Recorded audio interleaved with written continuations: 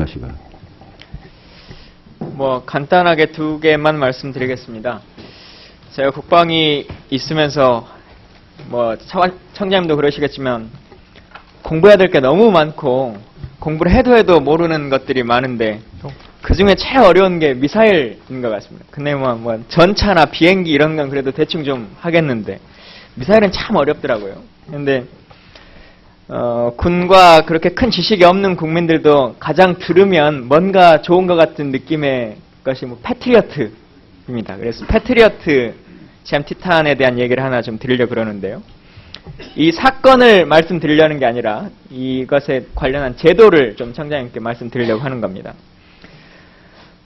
제가 미리 말씀드려서 아시겠지만 GM 티탄이 지금 그 수락검사 잘못해가지고 1년째 지금 AS도 못 받고 있는 상황들은 알고 계시죠? 네. 예. 2012년 2월 달에 독일에서 패트리어트 GM 티탄을 수량 이제 구입해 왔는데 당시에 이게 GM 티탄이 한 발에 얼마 정도 하죠, 금액이?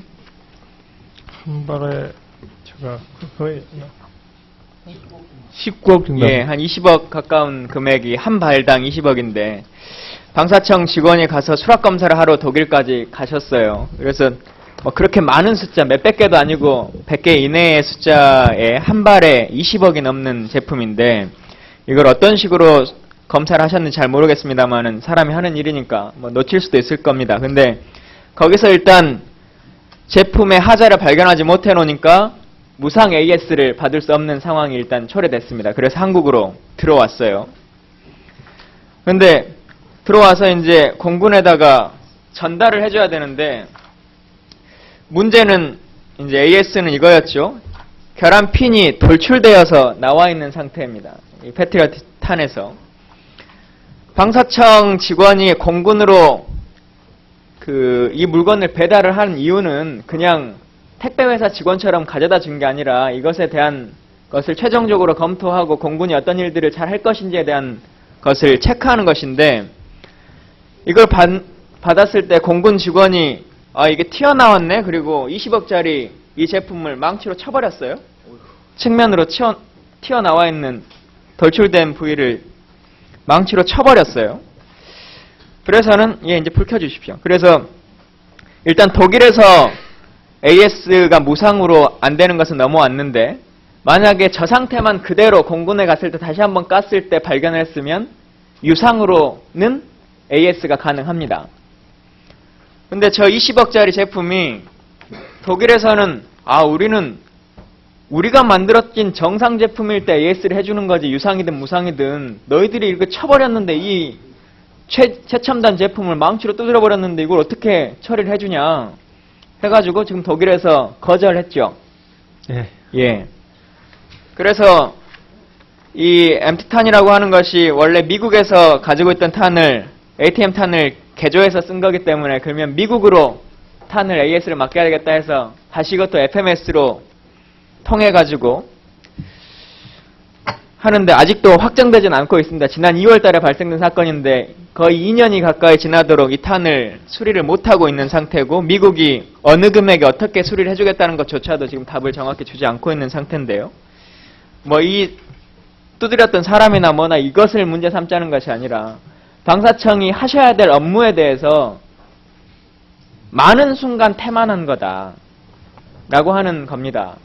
우리가 무슨 일반 총알처럼 박스로 사오는 것이면 또 실수가 있을 거라고 생각하지만 이건 한 발에 20억이 넘는 제품이기 때문에 그리고 방사청이 몇 번을 체크를 할 수 있는 기회가 있었는데도 그 모든 기회를 다 방기했기 때문에 혹 이후에 다른 제품을 구입할 때도 이런 일들이 벌어지는 건 아닐까라고 하는 의심도 들 수 있을 것 같고 국민의 신뢰가 있기 때문에요.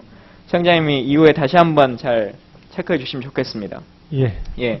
마무리로 제가 그 방산업체들을 일괄적으로 해서 전문기관과 같이 연계해서 설문조사를 한번 했습니다.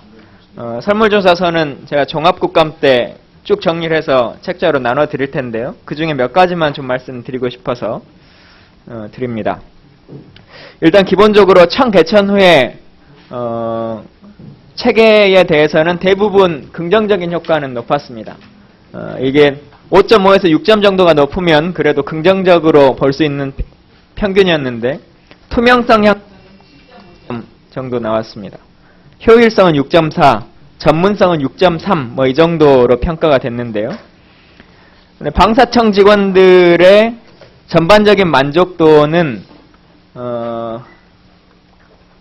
국방과학연구소나 국방기술품질원보다는 좀 낮게 나왔습니다. 아마도 직접적으로 뭔가를 주고받고 일을 하다 보니까 조금 더 감정의 상황들이 있었던 것 같은데, 제가 하나 말씀드리고 싶은 건 이겁니다. 뭐 다 잘 해주셔서 고맙고 감사한데, 입찰 시에 업체들이 생각하기에 낙찰에 영향을 미치는 요인은, 가장 중요한 요인은 뭡니까? 라고 하는 설문에서요, 1번은 가격 경쟁력이 나왔습니다. 뭐 그럴 수 있겠죠.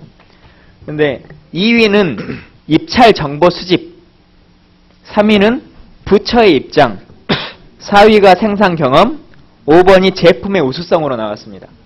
그러니까 업체들이 생각하기에는 제품의 품질이나 우리 회사의 이 캐리어나 생산 경험보다는 관을 얼마나 잘 알고 있고 방사청에서 사전에 정보를 먼저 얻는 놈이 입찰을 하는 거다라고 하는 인식을 아직까지도 많이 갖고 계신 것 같아요. 그래서 이후에 제가 자료집을 정리해서 드리겠습니다만은 그런 부분들도 청장님이 한번 좀 검토해서 잘 보시면 좋겠습니다. 예, 감사합니다.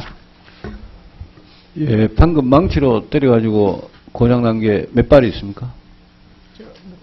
유도분 한 발입니다. 한 발. 예, 예. 미국에 가 있습니까? 예, 현재 선적 대기 중에 있습니다. 예, 알겠습니다. 한교 의원님, 예. 그리고 잠깐 신상 발언이십니까? 예. 예.